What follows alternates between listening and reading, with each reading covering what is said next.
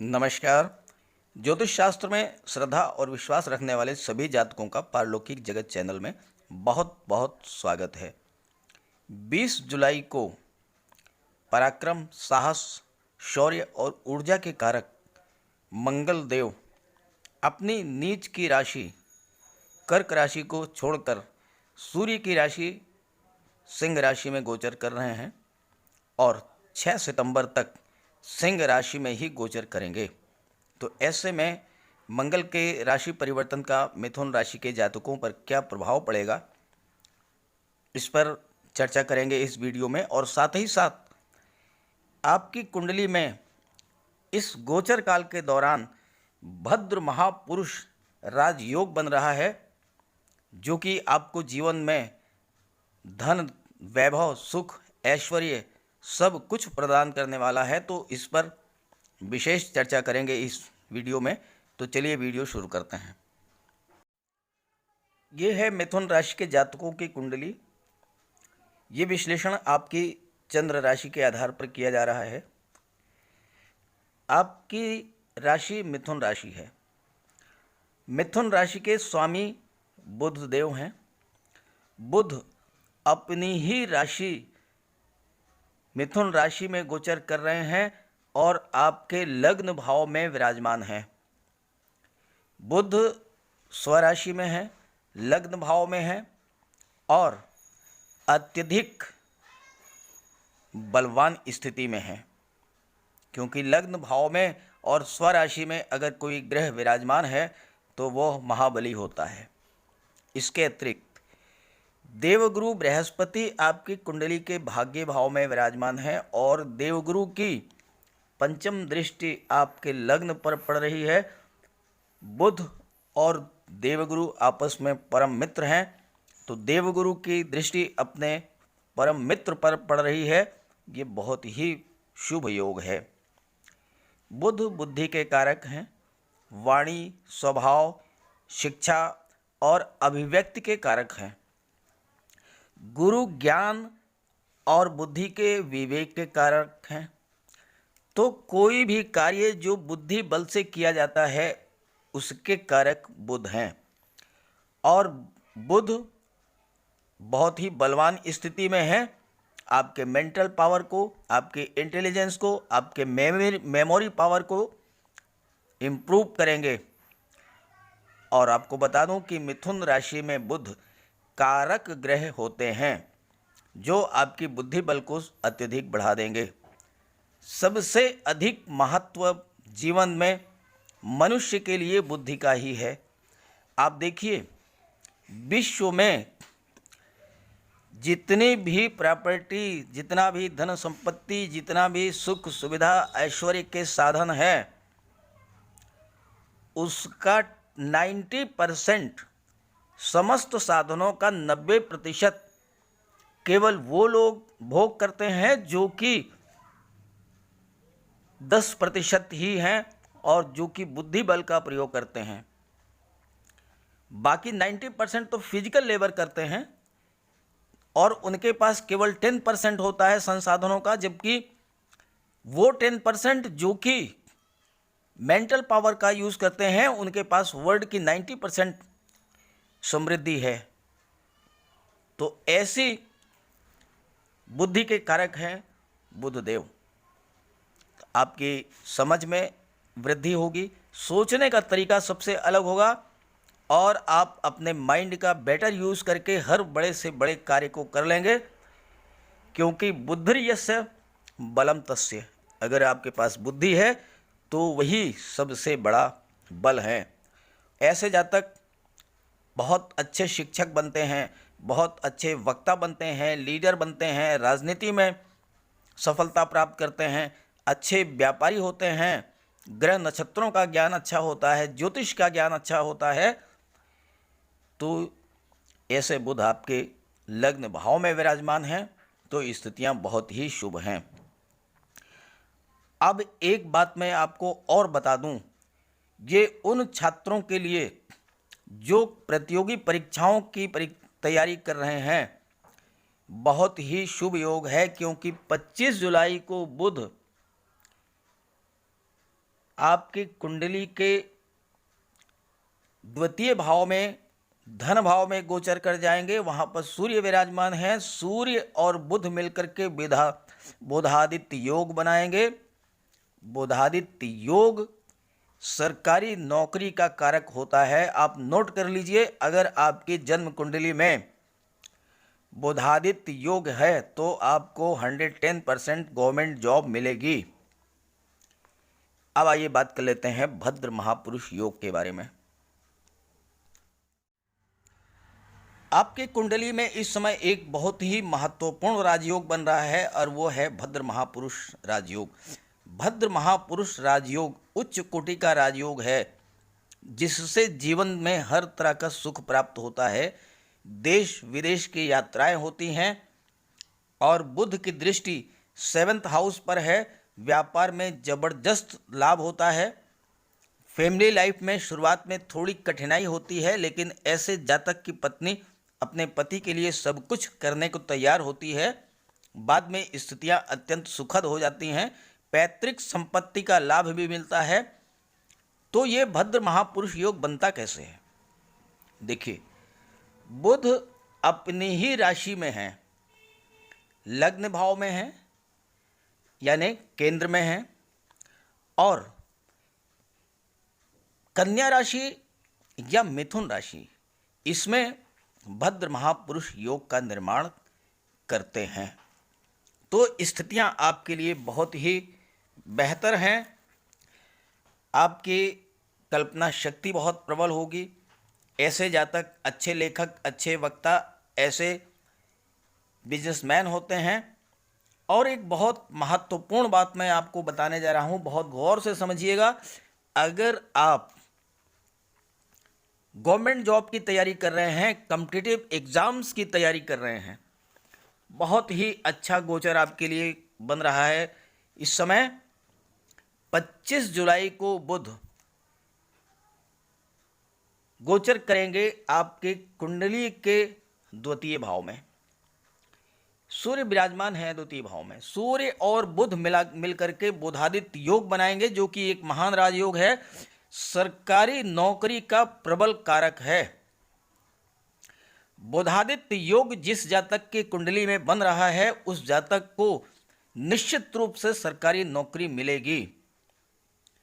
खास करके वो छात्र जो कि IT, software, computer, technical line या इंजीनियरिंग की पढ़ाई कर रहे हैं या पढ़ाई पूरी कर लिया है और जॉब की सर्च कर रहे हैं, कॉम्पिटिटिव एग्जाम्स दे रहे हैं, निश्चित रूप से उन्हें सफलता मिलेगी 25 जुलाई के बाद।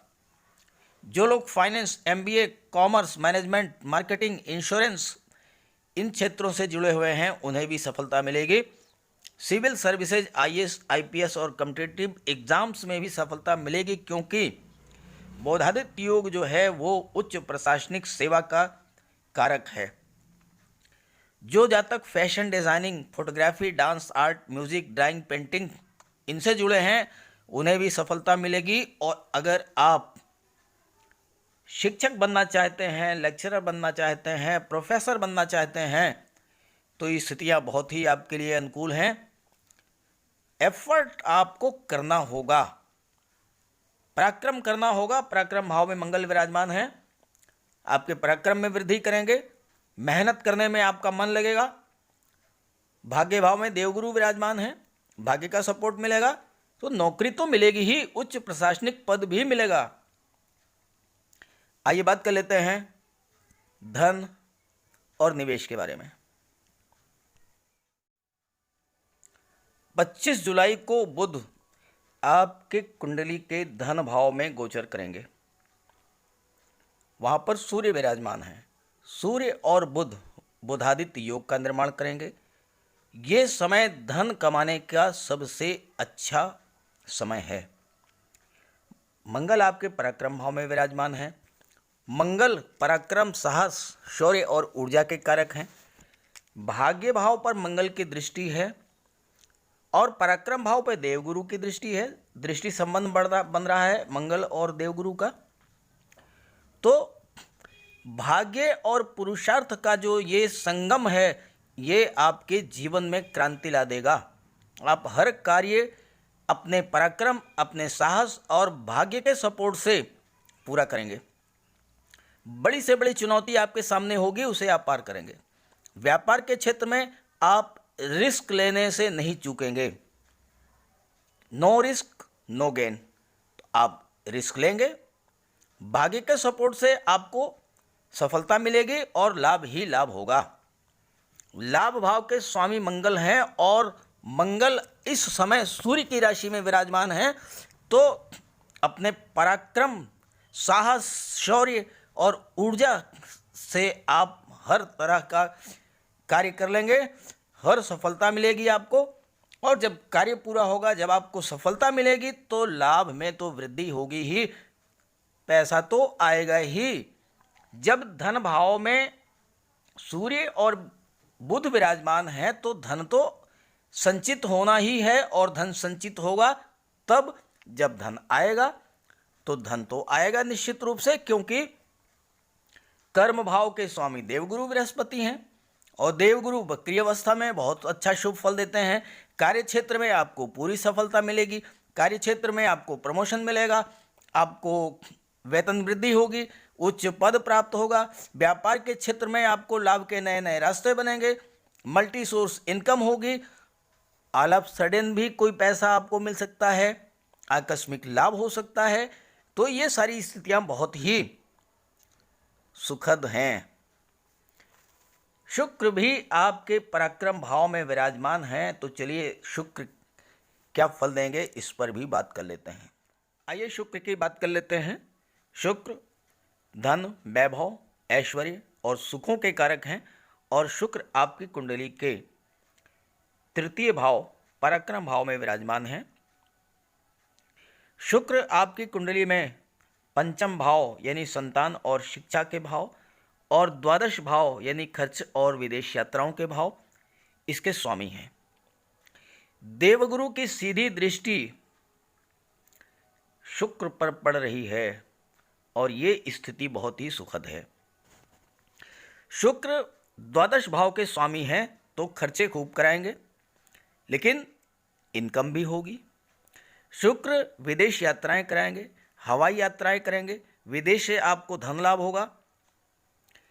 शुक्र पंचम भाव के भी स्वामी हैं, तो आप खर्च भी करेंगे और तबीयत से खर्च करेंगे, लेकिन वो खर्च कहाँ होगा? वो खर्च आप अपने बच्चों पर, अपने परिवार पर खर्च करेंगे। अपनी साज सज्जा में बहुत पैसा खर्च करेंगे। आप अपने घर को डेकोरेट करेंगे, अपने बच्चों के लिए सुख सुविधा के साधन खरीदेंगे, परिवार के लिए डिज़ाइनर ड्रेसेस खरीदेंगे, साज सज्जा के साधन खरीदेंगे। महिलाएं हैं तो वो ज्वेलरी की शॉपिंग करेंगी, ज्वेलरी परचेज करेंगी। जीवन साथी के संबंध आपके बहुत मधुर रहेंगे। बस एक बात को आप थोड़ा सा ध्यान दे लीजिएगा, चूँकि मंगल भी विराजमान है शुक्र के साथ, तो एक्स्ट्रा मैरिटल अफेयर्स के चांसेज हैं, इससे सावधान रहिएगा। अदरवाइज आपको हवाई यात्राएं, वाहन, बंगला, ये सारे सुख प्राप्त होंगे। जो जातक ज्वेलरी, फैशन डिज़ाइनिंग, डेकोरेशन, इन सब कार्यों से जुड़े हुए हैं, उन्हें अपने कार्य व्यवसाय से बहुत अच्छा लाभ होगा। जीवन भर दौलत आती रहेगी। अब आइए बात कर लेते हैं, शनिदेव आपकी कुंडली के अष्टम भाव में विराजमान है। अष्टम भाव कुंडली का सबसे खराब भाव माना जाता है। क्या प्रभाव होगा इसका आपके जीवन पर, इस पर भी चर्चा कर लेते हैं। एक आम धारणा है कि कुंडली के 6, 8 और 12 भाव में शनि, मंगल, राहु, केतु अगर ये विराजमान हों तो बहुत ही नेगेटिव फल देते हैं, लेकिन ऐसा नहीं है।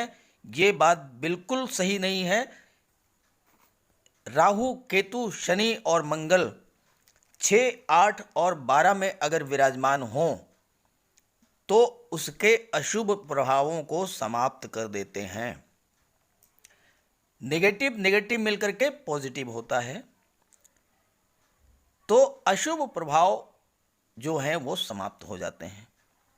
शनिदेव अष्टम भाव में विराजमान हैं। शनिदेव आयु के कारक हैं। अष्टम भाव में विराजमान शनि आपकी आयु को बढ़ा देंगे, आपको दीर्घायु बनाएंगे। किसी भी हालत में आपकी आकस्मिक मृत्यु नहीं होगी, आप नोट कर लीजिए।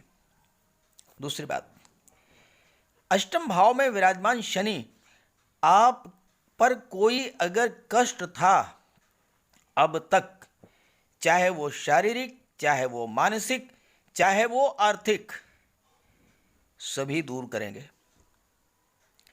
अष्टम भाव ज्योतिष, पराविज्ञान, डीप रिसर्च, अनुसंधान और जमीन से नीचे दबे हुए पदार्थों का भी है। शनिदेव वक्री अवस्था में हैं। वक्री अवस्था में बहुत ही बेहतर रिजल्ट्स देते हैं। वो जातक जो कि जमीन से नीचे के पदार्थों से जुड़े हुए हैं, लोहा, machinery, chemical products, petrol, diesel, gas, mines, minerals, इन सब के व्यापार व्यवसाय से जुड़े हैं, चाहे प्रोडक्शन करते हों, चाहे ट्रांसपोर्टेशन करते हों, चाहे उसका सेल परचेज करते हों, बहुत बड़ा लाभ होगा। पुरातत्व, रिसर्च, ज्योतिष, इन क्षेत्रों से जुड़े हुए जो भी जातक हैं उनके ज्ञान में वृद्धि होगी। वो अपने क्षेत्र में बहुत आगे जाएंगे, क्योंकि लग्न भाव के स्वामी बुध हैं और वो उनके ज्ञान में वृद्धि करेंगे, उनकी बुद्धि को, विवेक को शार्प करेंगे। जो जातक कोयला, चमड़ा, बिल्डिंग मटेरियल, प्लास्टिक, रबर, सड़क निर्माण, सीमेंट, स्पेयर पार्ट्स के व्यापार व्यवसाय से जुड़े हुए हैं, उन्हें भी बहुत बड़ा लाभ होने वाला है इस गोचर काल में। तो ये गोचर काल मिथुन राशि के जातकों के लिए बहुत ही बेहतर है। इसका आप लाभ उठाएं, ज़्यादा से ज़्यादा मेहनत करें, ज़्यादा से ज़्यादा धन कमाएं, समाज में मान सम्मान, पद प्रतिष्ठा प्राप्त करें। इसी कामना, इसी भावना के साथ आप सभी का बहुत बहुत धन्यवाद। नमस्कार।